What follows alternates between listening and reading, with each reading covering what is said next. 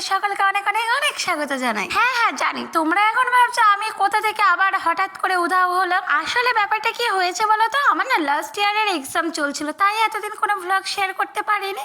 আর আমার এক্সাম শেষ হয়ে গেছে। এক্সাম শেষ হওয়ার আনন্দে বিকেলবেলা ছানাপোনাদের নিয়ে গেছিলাম একটু ঘুরতে।